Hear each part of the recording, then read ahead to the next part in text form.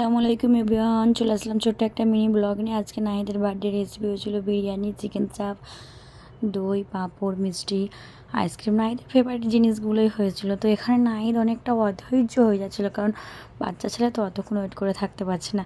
যেহেতু খাবার রেডি হয়ে গেছে, মানে ওদের ইচ্ছা যেহেতু মানে তাড়াতাড়ি খেয়ে নিতে পারলেই হয়ে গেল।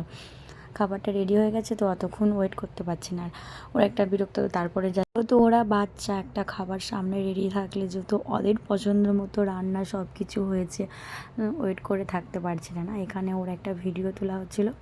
তো এই যে তারপরে বলছে, মা আমি এবার খাবো। আমি বলছি হ্যাঁ খাও।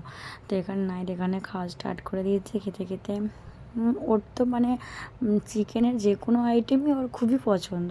তো এখানে খেতে খেতে আমি ওকে জিজ্ঞাসা করছি প্রত্যেকটা রান্না কীরকম হয়েছে। সত্যি কথা বলতে কি বলো তো, যে কোনো জিনিস কারোর জন্য যদি কিছু বানাও, সেই রান্নাটা যদি তোমার খুব মানে তার মুখ থেকে শুনতে ভালো লাগে, হ্যাঁ ভালো হয়েছে, যে নাইট এখানে বলছে মা দারুণ হয়েছে, মানে সত্যি তখন মনে হয় না আমি সত্যি কিছু পেরেছি রান্না করে। অন্তত এটা মনে হয় যে না, যতই কষ্ট হোক, যত কিছুই হোক, রান্নাটা করার শেষে কেউ যদি বলে হ্যাঁ সত্যিই ভালো হয়েছে, সত্যিই নিজেদেরকেও খুব ভালো লাগে। তো এখানে এই যে আমি ভিডিওটা এখানেই শেষ করছি। আমার এই ভিডিওটা যদি ভালো লাগে অবশ্যই লাইক, কমেন্ট, সাবস্ক্রাইব করতে বলবেন না। টাটা, আল্লাহ হাফিজ। সবাই ভালো থাকবেন, সুস্থ থাকবেন।